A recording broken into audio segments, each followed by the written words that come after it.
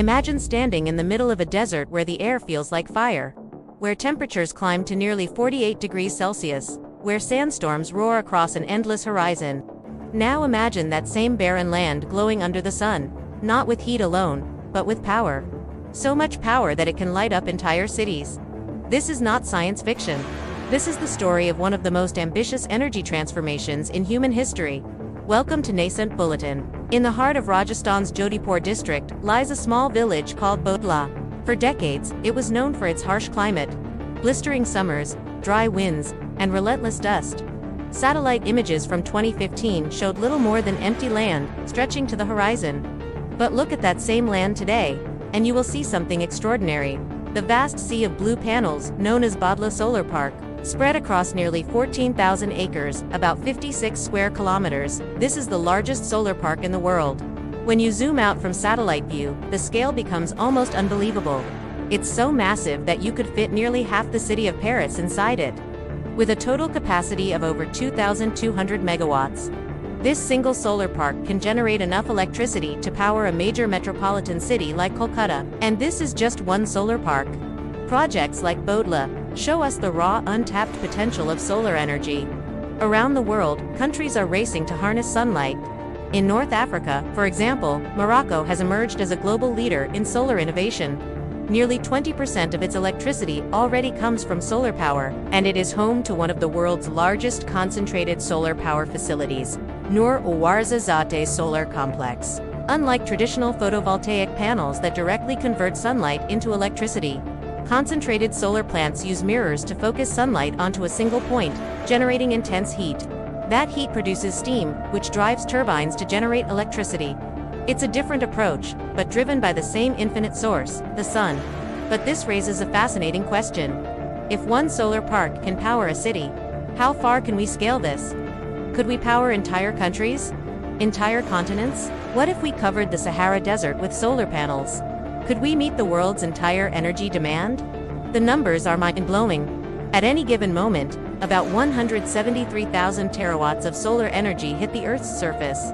That's more than 10,000 times the current global electricity consumption. In fact, the sunlight that reaches Earth in just 1.5 hours is enough to meet humanity's total annual energy demand. Let that sink in. The problem is not a lack of sunlight. The problem is how we capture and use it.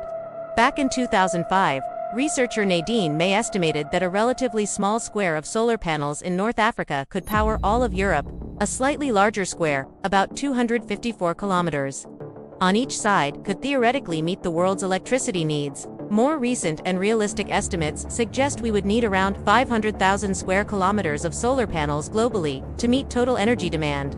That sounds enormous until you compare it. The world's largest solar park, Bhadla, covers about 56 square kilometers. Multiply that by roughly 9,000 similar parks, strategically distributed around the globe, and theoretically, we could meet global demand. Even at a national level, the math is interesting.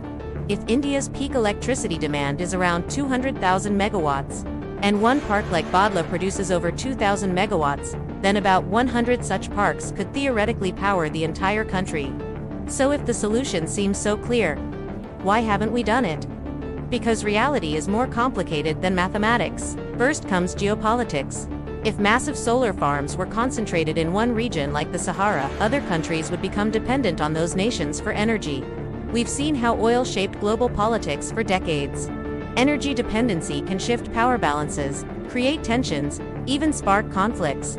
Second, there's transmission. Electricity loses energy as it travels long distances.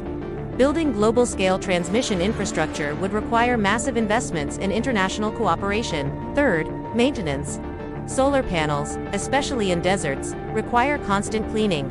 Sand accumulation reduces efficiency.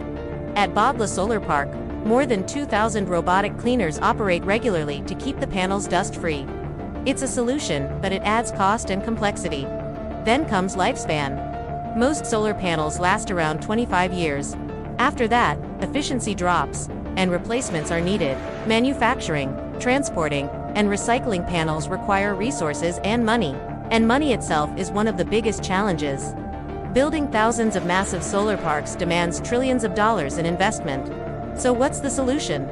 Perhaps the real revolution is not just in megaprojects, but in decentralization. Instead of imagining only enormous deserts covered in panels, imagine rooftops covered with solar systems. Imagine neighborhoods generating their own electricity. Imagine millions of homes becoming micropower stations. On-grid solar systems allow homeowners to use solar energy during the day and send excess electricity back to the grid through net metering. At night, they draw power from the grid. Off-grid systems rely on batteries, though battery costs remain high.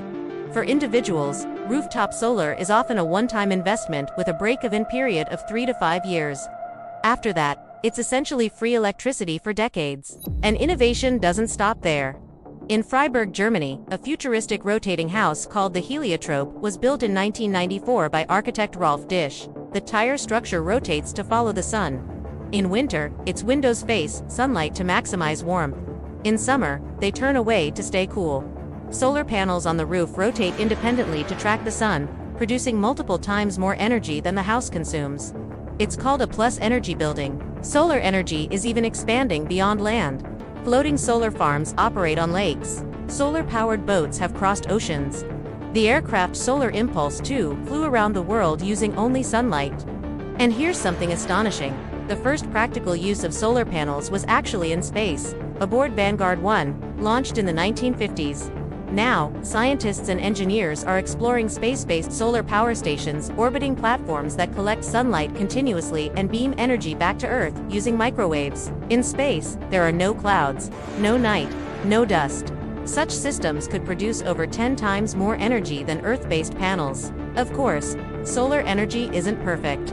Manufacturing panels requires mining materials like silver and copper, which impacts the environment. Recycling old panels is still expensive and inefficient, and although solar produces far less carbon emissions than coal, roughly 20 times lower, it is not entirely emitted, but compared to fossil fuels, the benefits are undeniable. The cost of solar panels continues to fall each year. Efficiency continues to rise. Innovation continues to accelerate. The real future of energy will likely not be a single giant solar farm in one desert.